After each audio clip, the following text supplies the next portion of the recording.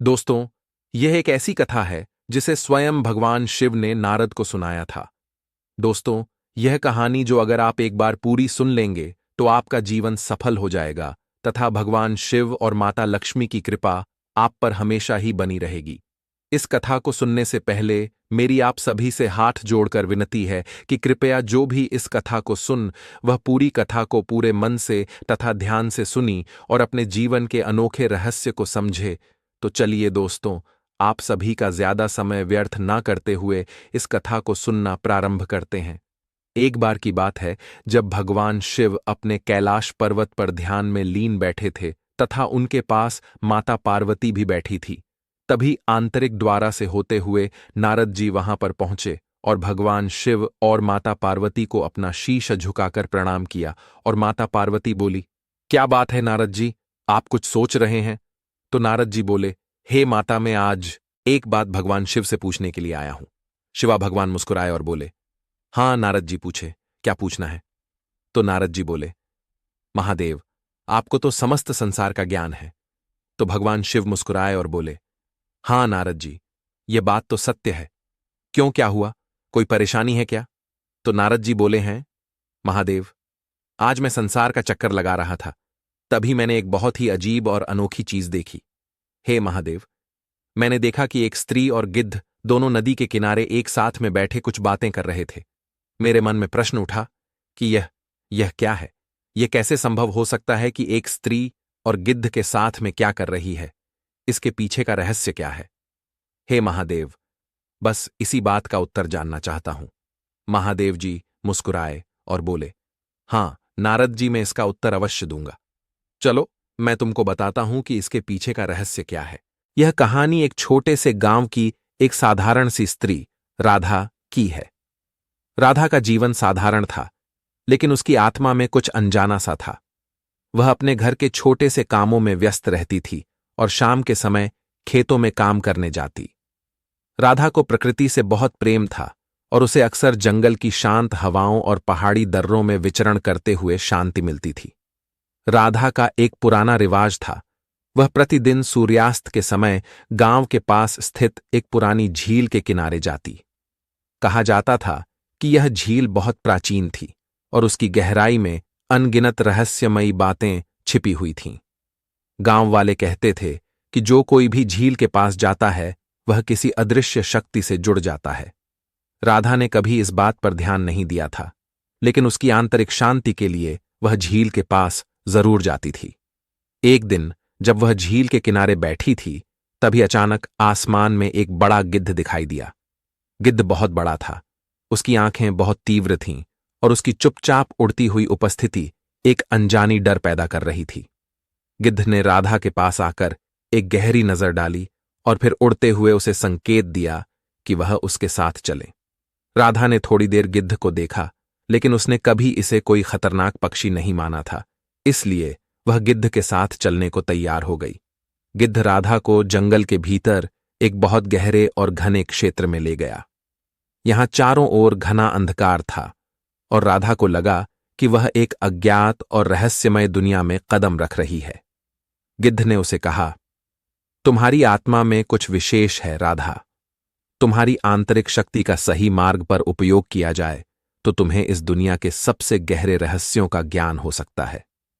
राधा ने पूछा, तुम कौन हो और तुम मुझे क्यों ले आ रहे हो? गिद्ध ने एक गहरी सांस ली और कहा, मैं एक पुरानी आत्मा हूं जो जीवन और मृत्यु के रहस्यों को जानने के लिए अनेक युगों से यात्रा कर रहा हूं। मेरी यात्रा अब अधूरी है और अब तुम्हारा समय आ गया है। राधा को अब पूरा यकीन हो चुका था कि यह गिद्ध साधारण पक्षी नहीं था, बल्कि यह कोई अदृश्य शक्ति थी। उसने गिद्ध की बातों को ध्यान से सुना और बिना किसी सवाल के उसके साथ चलने का निर्णय लिया। गिद्ध राधा को जंगल के बीचों बीच एक प्राचीन मंदिर में ले गया। यह मंदिर बहुत पुराना था और उसकी दीवारों पर घने बेल पत्तों का झुरमुट था।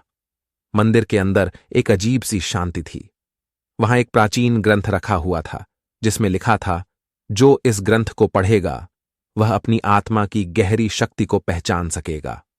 गिद्ध ने राधा से कहा, यह ग्रंथ तुम्हारे लिए है राधा, इसे पढ़ो और तुम देखोगी कि तुम्हारे भीतर कितनी विशाल शक्ति छिपी हुई है। तुम अपने डर और संकोच को छोड़कर जीवन के सबसे बड़े सत्य को जान सकोगी। राधा ने धीरे धीरे ग्रंथ को खोला और उसमें लिखे हर शब्द को ध्यान से पढ़ा। ग्रंथ में लिखा था कि जीवन का असली उद्देश्य केवल भौतिक सुखों में नहीं है, बल्कि आत्मा की गहरी समझ और सच्ची शांति में है। राधा ने महसूस किया कि इस ज्ञान को प्राप्त करना ही असली यात्रा है। ग्रंथ को पढ़ने के बाद राधा में एक अद्भुत परिवर्तन आया। वह अब सिर्फ शारीरिक रूप से ही नहीं, बल्कि मानसिक और आध्यात्मिक रूप से भी पूरी तरह से जागरूक हो चुकी थी। गिद्ध ने उसे बताया, तुमने अब वह शक्ति पहचान ली है जो तुम्हारे भीतर थी। यह शक्ति किसी बाहरी तत्व से नहीं, बल्कि तुम्हारी आत्मा से उत्पन्न होती है। अब तुम्हारे भीतर एक शक्ति है जो तुमसे बड़ी है। राधा ने महसूस किया कि उसकी आत्मा अब पूरी तरह से साफ और मुक्त हो चुकी थी। उसे अब अपनी दिशा और उद्देश्य का सही ज्ञान हो चुका था।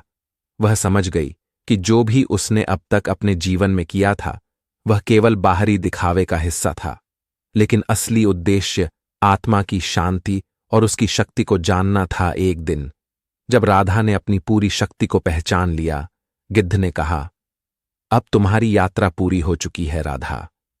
तुम अब आत्मा के असली सत्य को समझ चुकी हो।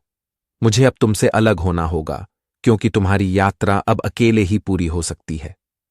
गिद्ध ने राधा को अंतिम बार देखा और फिर तेजी से आसमान में उड़ गया। राधा अब अकेली थी, लेकिन उसकी आत्मा पहले से कहीं अधिक शांति और संतुलन से भरी हुई थी। उसने महसूस किया कि वह अब पहले जैसी नहीं रही और उसके जीवन का उद्देश्य बदल चुका था। वह न केवल अपने लिए बल्कि दूसरों के लिए भी अपनी आंतरिक शक्ति का उपयोग करने का निर्णय ले चुकी थी। वह फिर से अपने गांव वापस आ गई और उसके पास अब अनेक शक्ति थी और वह अपनी शक्तियों से सभी गांव वालों की सहायता करती। जो भी दुखी और दुविधा में होता उसकी सहायता करती रहती थी और गांव के लोग उसे बहुत ही मान सम्मान देते थे और उसकी चर्चा दूर दूर तक फैल चुकी थी। उसी के पास वाले गांव में एक राजा रहता था। उसके पास एक पुत्र था जो कि बहुत ही अच्छा और कोमल हृदय का था। एक दिन वह जंगल में शिकार करने के लिए गया। उसने एक हिरण देखा और वह हिरण पर तीर चलाने ही जा रहा था कि तभी वहां पर एक सांप आया और राजकुमार के पैर में काट लिया। उसी रास्ते से राधा भी जा रही थी, जो कि सभी की मदद करती थी। उसने राजकुमार को नीचे पड़ा हुआ देखा तो जल्दी से दौड़कर राजकुमार के पास गई और अपनी शक्तियों का प्रयोग करके उसने राजकुमार को ठीक किया और राजकुमार ठीक होकर खड़ा हो गया और राधा को देखने लगा। और राजकुमार ने राधा से ठीक करने के लिए धन्यवाद बोला और राधा बिना कुछ बोले वहां से चली गई। लेकिन राजकुमार राधा को देखता ही रह गया, मानो उसने कोई परी देख ली हो, क्योंकि राधा बहुत ही सुंदर और सुशील लड़की थी। फिर राजकुमार भी वहां से अपने महल को वापस आए और आते ही अपने पिताजी से मिले और सारी घटना के बारे में बताया और कहने लगे, पिताश्री, वह लड़की हमें बहुत पसंद है, हम उसी से शादी करेंगे। अब राजा का एक अकेला ही लड़का था, तो राजा ने भी उसकी हां में हां मिलाई और पूरे गांव में खबर भेज दी और गांव वालों ने मिलकर बहुत ही अच्छे से राधा का विवाह कराया। अब राधा और राजकुमार दोनों ही अपनी जिंदगी में बहुत खुश रहने लगे। फिर एक दिन अचानक जब राधा और राजकुमार दोनों ही रात में सो रहे थे, तभी अचानक राधा के कमरे की खिड़की से कोई आया। वह और कोई नहीं बल्कि वही गिद्ध था। उसने राधा से कहा कि राधा, तुमने अपनी शादी कर ली, मुझे बताया भी नहीं। राधा ने हाथ जोड़कर माफी मांगी और कहा, हम भूल गए थे, आप हमें माफ कर दीजिए। गिद्ध राधा को बहुत ही मानता था, इसलिए गिद्ध ने भी राधा को माफ कर दिया और राधा और राजकुमार को सदा सुखी रहने का आशीर्वाद दिया और वहां से चला गया। दोस्तों, हमारी कथा को पूरी सुनने के लिए धन्यवाद।